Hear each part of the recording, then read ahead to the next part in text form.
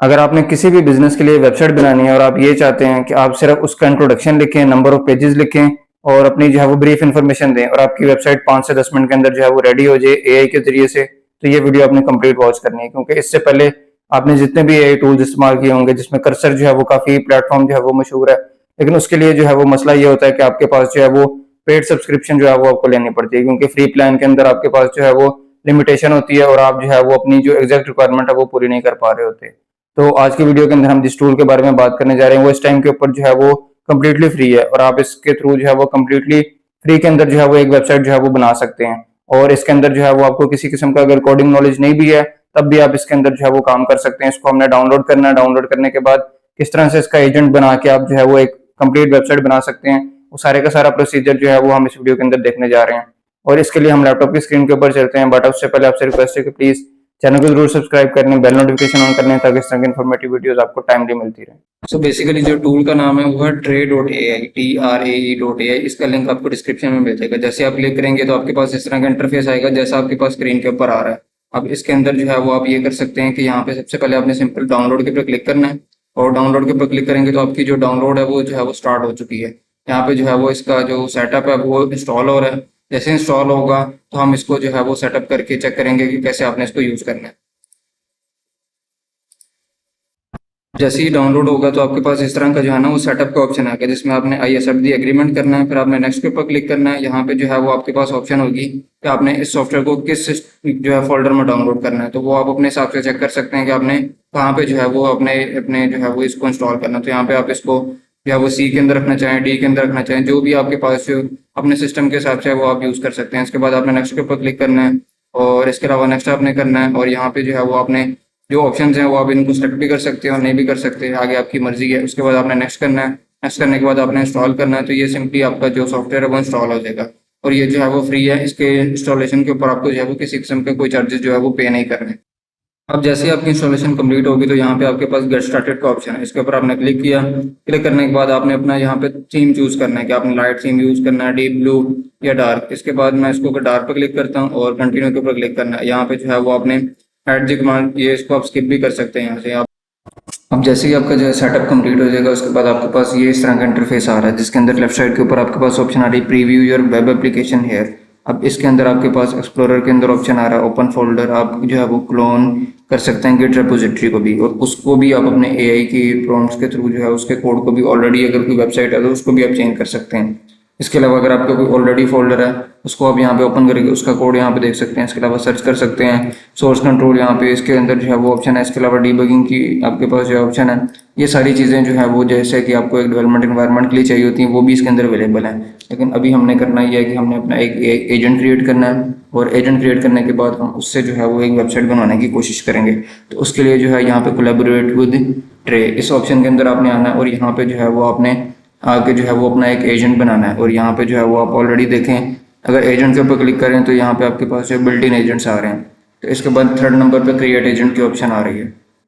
अच्छा, अब जैसे ही मैंने क्रिएट एजेंट के ऊपर क्लिक किया तो यहाँ पे पहले नंबर पे नेम आ रहा है जो कि रिक्वायर्ड है कि आपने उस एजेंट का जो है वो नेम रखना है। अब हमने क्योंकि एक वेबसाइट डेवलप करवानी है तो मैंने यहाँ पर डेव एजेंट जो है वो उसके हिसाब से नेम रख दिया। इसके बाद यहाँ पे जो है वो सेकंड नंबर के ऊपर ऑप्शन आ रही है प्रॉम्प्ट की, जो यहाँ पे मैंने लिखी है your job is to analyze user input and create the website according to user requirements, के जो भी रिक्वायरमेंट है यूज़र की उसको एनालाइज करने के बाद उसके अकॉर्डिंग जो है वो एक वेबसाइट क्रिएट करनी है। ये इसका जो है वो जॉब डिस्क्रिप्शन है। इसके अलावा यहाँ पे टूल्स है, इसको आप अनचेक रहने दें। इसके बाद यहाँ पे बिल्ट इन फाइल सिस्टम के, वो आपके सिस्टम के जो फाइल सिस्टम है, टर्मिनल है, वेब सर्च, वो सारी चीज़ें जो है वो इसके अंदर एक्सेसिबल आप रखेंगे तो आपके पास जो है वो अच्छी एक वेबसाइट जो है वो बनेगी। इसके बाद आपने क्रिएट के ऊपर क्लिक करना है और यहाँ पे क्रिएशन सक्सेसफुल है और उसके बाद आपने कंटिन्यू एडिटिंग, अगर आपने इसमें कोई सेटिंग चेंज करनी है तो वो आप कर सकते हैं, या फिर आप यूज़ नाउ के ऊपर क्लिक कर सकते। यूज़ नाउ आप करेंगे तो आपके पास जो है वो इस एजेंट की जो है वो आ गई। इसके अलावा अगर आपके पास ये नहीं भी आता तो आप यहाँ पे @ लिखेंगे और आपके पास जो है वो एजेंट आ जाएगा। और हम जो है अभी जो हमने ये ओपन किया, अगर हम इसको क्रॉस कर दें यहाँ से तो हम यहाँ से जो है वो दोबारा भी जाके इस एजेंट को सेलेक्ट कर सकते हैं। अब इसके अंदर जो है वो हमने एक जो है वो अपनी एक प्रॉम्प्ट देनी है और इसके अलावा यहाँ पे कंटेंट हो गया, इमेजेस हो गया, आप इमेजेस भी ऐड कर सकते हैं। फिर यहाँ पे सारे मॉडल्स आ रहे हैं कि कौन कौन से जो है वो सपोर्टेड है। क्लॉड 3.5 है, इसके अलावा GPT-4 है, GPT-4.1 है, डीप सीक है, ये सारे मॉडल्स इसके अंदर जो है वो अवेलेबल हैं और आप ऐड भी कर सकते हैं। तो हम इसको जो है वो फिलहाल अभी ऐसे ही रहने देते हैं और यहाँ पे जो है वो एक प्रॉम्प्ट कॉपी करके यहाँ पे लिखते हैं और देखते हैं कि हमने जो है वो इसकी वेबसाइट जो है वो किस तरह से अच्छा, यहाँ पे आके मैंने एक प्रॉम्प्ट लिखी है, जो कि प्रॉम्प्ट मेरे पास ये है कि create a modern responsive real estate business website with 5 core pages. अब इसके अंदर जो है वो मैंने उसे बताया कि एक किस बिजनेस से रिलेटेड वेबसाइट है और उसके अंदर कौन कौन से पेजेस होने चाहिए। एक होम पेज का होगा, एक लिस्टिंग्स का होगा, अबाउट अस, कॉन्टैक्ट पेज और प्रॉपर्टी डिटेल पेज होगा। इसके अलावा रिक्वायरमेंट्स क्या क्या हैं कि एक एसईओ फ्रेंडली वेबसाइट होनी चाहिए, क्लीन प्रोफेशनल डिज़ाइन होना चाहिए और जो है इसके अलावा इसके अंदर टेक्नोलॉजी कौन कौन सी यूज़ करनी है। तो अब ये जो प्रॉम्प्ट है मैंने लिखी। अब आप अपने किसी भी बिजनेस से रिलेटेड यहाँ पे जो है वो अपनी प्रॉम्प्ट लिखेंगे और उसके बाद आपने इसको सेंड के ऊपर क्लिक करना है। अब जैसे आप लिखेंगे तो इसके बाद यहाँ पे ऑप्शन आ रही है ओपन फोल्डर की, आपके सिस्टम में किस फोल्डर के अंदर ये पूरी वेबसाइट का स्ट्रक्चर जो है वो बनेगा। तो हम इसको ओपन फोल्डर करते हैं और ओपन फोल्डर करने के बाद यहाँ पे जो है वो मेरे पास बहुत सारे जो है वो आ रहे होंगे। अब डेस्कटॉप मैंने सेलेक्ट किया, यहाँ पे जो है वो फोल्डर नहीं है तो मैं यहाँ पे एक न्यू फोल्डर क्रिएट करता हूँ और इसका नाम हम जो है वो वेबसाइट ही रख देते हैं और टेस्टिंग के लिए। और इस हम फोल्डर को सेलेक्ट करते हैं और इस वेबसाइट के फोल्डर के अंदर जो है वो ये मेरी जो वेबसाइट है वो सारी बनेगी। Do you trust the authors of this file in this folder, आपने इसको जो है वो यस कर देना और देन आप इसका जो है वो वेट करेंगे।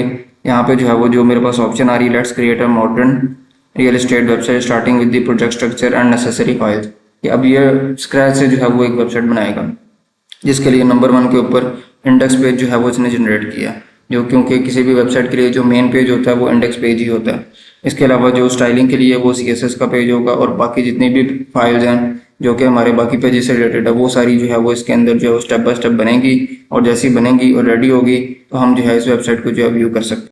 अच्छा, अब इसके अंदर जो है वो जो भी पेजेस हमने बताए थे उसके अंदर index.html ये भी बन गया। ये आपके पास ना फोल्डर के अंदर पूरी डायरेक्टरी आ रही है, इसके अंदर CSS फाइल, इसके अंदर HTML फाइल, JS की फाइल, वो सारी आपके पास आ रही हैं।